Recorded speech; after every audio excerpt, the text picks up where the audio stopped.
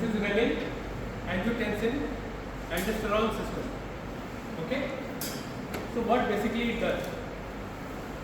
There are sensors. There is aortic sinus and carotid sinus, which have baroreceptors and chemoreceptors.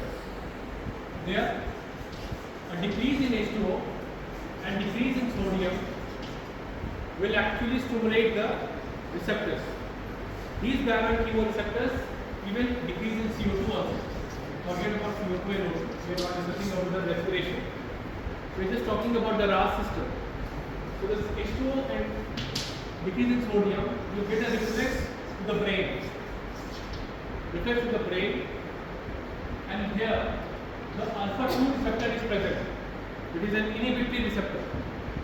जैसे ये activate हो जाएगा, when it gets activated, it will actually, it was holding a lot of noradrenaline. It was holding up in the presynaptic neurons a lot of noradrenaline. So when it gets stimulated, it has an inhibitory function. So what it does, it releases the norepinephrine. It releases the norepinephrine, and here there is a beta 1 receptor in the juxtaglomerular apparatus of the kidney. Beta apparatus of the kidney. There the noradrenaline goes and stimulated to release the renin. To release the renin. Now this renin will actually convert the protein, the free protein. This is the angiotensinogen. Angiotensinogen, which is made by the liver, and convert it into the angiotensin 1. Angiotensin 1 has basically no role. Angiotensin 1 will go to lungs. Okay? Suppose these are your lungs, and this is your heart. This heart is here. So this angiotensin 1 will go to the lungs. There it is having a enzyme, angiotensin converting enzyme, and it will convert into angiotensin 2. Angiotensin 2. Now, the main thing you have to understand, this is the blood vessel.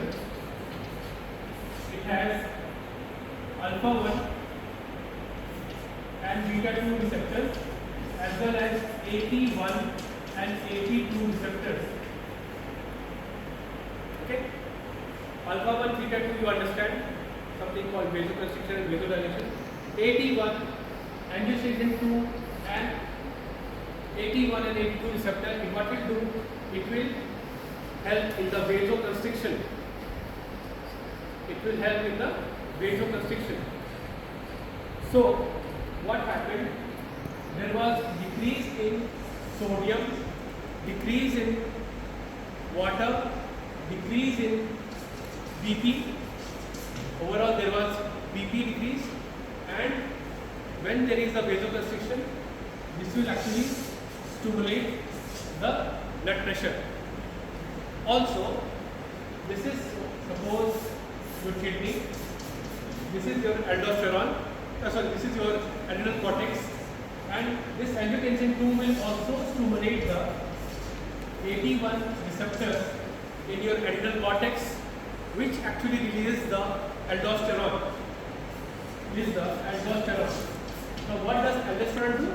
It will act on the kidney. It will act on the kidney and increases the sodium and water content. Sodium and water content.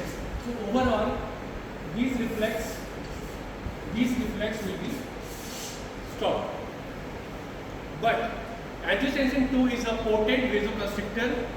Irrespective of this, NAD will be shut down. Overall, there will be stimulation of aldosterone, and more sodium and water, and more blood pressure will increase. So, to accommodate that, what will it do?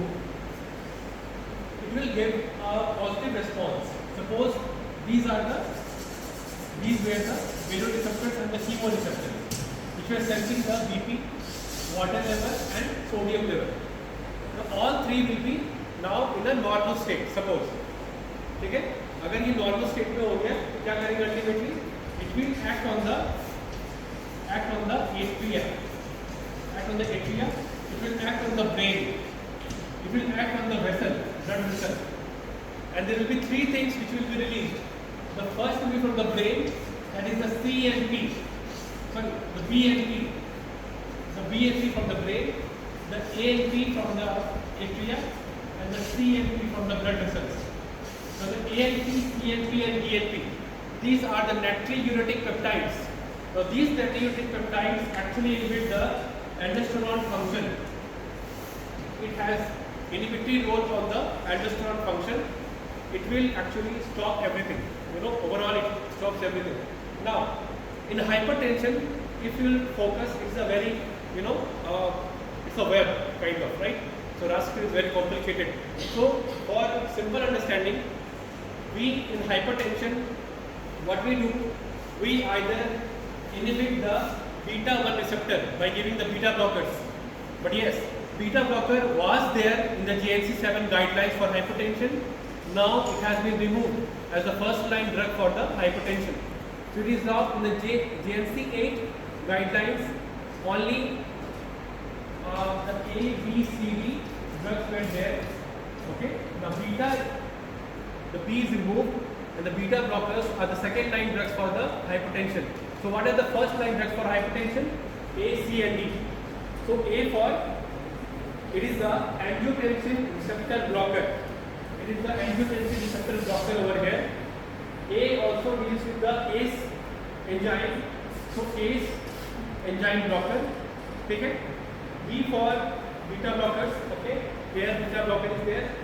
C for calcium channel blocker. Again, calcium channel is present in the heart and in the smooth muscles, we'll discuss later. And D for diuretics. So the diuretics also acts as a drug for the hypertension. Okay, so these are the four classes of drugs. Basically the three classes of drugs, the A, C, D, which is used in the hypertension, and it is all based on the RAAS system. Okay, so